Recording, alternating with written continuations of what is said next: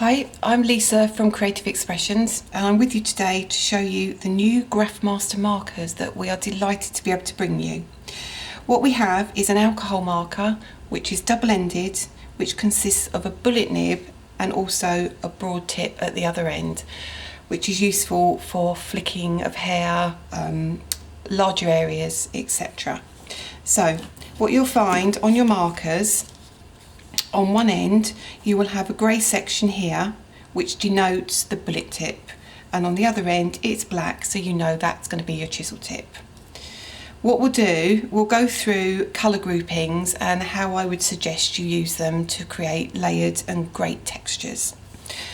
On the end of the pens you will see a number. Now what I'd recommend with the Graphmaster markers is to practice on scrap paper beforehand so you can work out which colours suit you best. Be aware, as with most markers, you will find that the colours don't always represent what you're actually going to get on your paper, so it is definitely worth trying them first. The Graphmasters come in sets of 12, a couple of sets of 63, and they are available individually as well. These can all be obtained from the Creative Expressions retailers. So what we're going to do first of all, we're going to look at maybe some colouring with the reds, because reds are notoriously hard to use. So what I'll do is I'll pick out 4 reds. I don't normally use 4, but reds we like to get a real nice depth to colour. So what I'm going to do is just show you by testing with the chisel tip on my card. So this is colour number 1. Now that is colour number 16, which is the colour I will lay down first, but we'll get into that a little bit later, but let's just get some colour groupings first. The second one, we're going to go slightly darker, which is colour number 14. Slightly darker, which is colour number 10. But as you can see, the colours don't seem to follow in any particular format, so just test rather than going by numbers on the end of the pens. And the last one here, which is a really dark colour, which is number 15. So what I'm going to do is take this away and we're going to bring in an image. Now what we're going to achieve is this. And when you look at that, you can see that it looks quite highlighted on there as well. But that actually involves further videos and further experience. But this is basically for you to get your colour down first. So that is the final result. We're going to start from nothing. So here we go. Here's our image of Mr. Christmas here. And we're going to start with our lightest colour, which is colour number 16. And what we do is we must remember all we're doing is laying down colour. We're not blending in any way. We don't worry about overlapping colour or whether there's any lines in there. We just need to get colour down. So what we're going to do, we're going to do the hat on this one, just because it's a small area. And what I'd suggest is that you work in sections at a time. So for example, when you get to the body, I'd look at one section, another section, the section under there, and do it like that, because that will make your life a lot easier and a lot less daunting when you come to doing your projects. So here we go with colour number 16. So we're going to lay this colour down. We're going to use the bullet tip, but we're not going to really take much care in kind of blending in. We just want to get colour down. So you'll see here I'm actually not worrying too much how it goes. I find actually going in circular movements does make a difference, and it gives you a really nice look. So that's what I mean. It colours very, very easily. These are very, very juicy markers as well. They aren't refillable, but they are easily replaceable. They all come available individually as well. So if you find there's one particular colour that you use quite a lot and you need to replace it, you don't have to worry about buying a full set. You can replace that individual marker. So here we go. There's our base colour. I'm more than happy with that.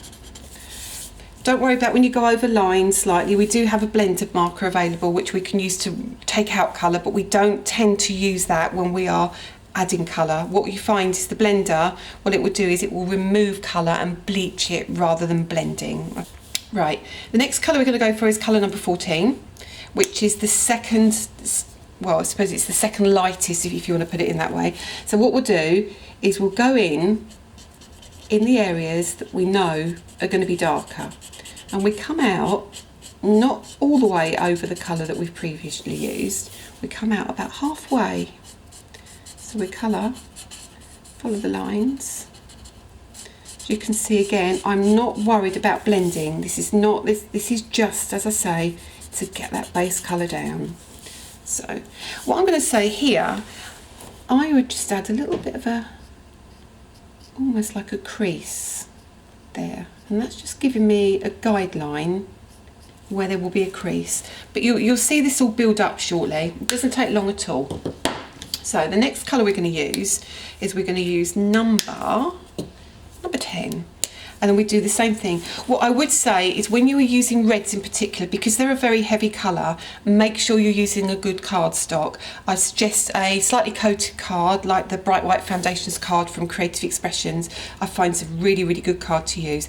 But do remember, as you're laying a lot of colour down, you can get bleeding, and that isn't the marker, that is the paper or the card that you're using. And do remember also, it will come through on the back.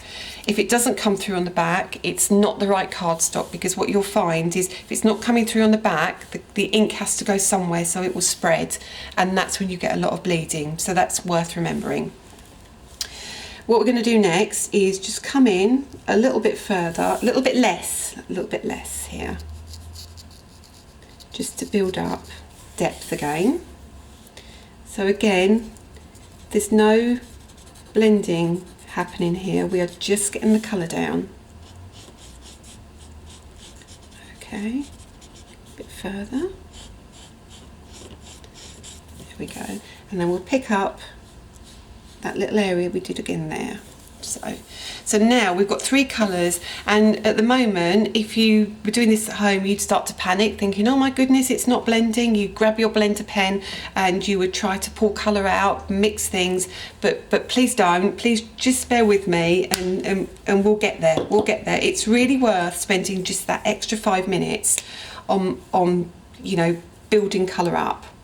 So last colour, which is colour number 15. And then we'll go underneath here again. We'll also do a tutorial on skin tones, because that is a different way of colouring compared to everything else. What I always recommend is you go from your lightest colour to your darkest. When we do skin tones, we completely blow that out of the water and we use dark to light. So we'll come back to that in another video. But there you go. So now we've got all our 4 base colours down, and what we do to blend those colours in, we go back with our very, very first colour that we've used.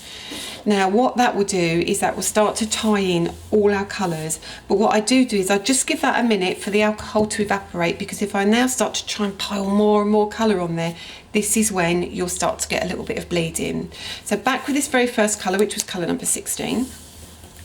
And we'll go, oh, what you must remember to do is go over everything, not just go over this area here, which looks like it needs blending. You need to go over absolutely everything. So we start right down here and we colour everything. And you will see gradually that the colour will start to blend together. All the way over, colouring over the top of everything we've done previously. And you will see it starts to take shape. Okay, so now you can see on one side we've gone in with the light colour over the top of the 4 colours we've just laid down, and you can see the blending starting to take place. Here you can see what it's like beforehand, and at this point would have been the point that you would have panicked and pulled out your blender. What I want to do now is just to fill that in, because there's one thing I need to show you on top of this which will give you extra dimension. So we're going to go all the way over the top here, and we'll colour that in. So now you've got a lovely blend, and what we would then do is we will repeat that process, which will give you the further depth that you've got here. As you can see, that one is slightly darker, but it's because we've done it twice. Okay, very last thing before we finish on this video is cool greys. Cool greys are essential to your collection. I use them in everything I colour, absolutely everything. They are great, great shading items. So what we're going to do finally is pull in a cool grey 4, And we're going to go just in the very, very corners,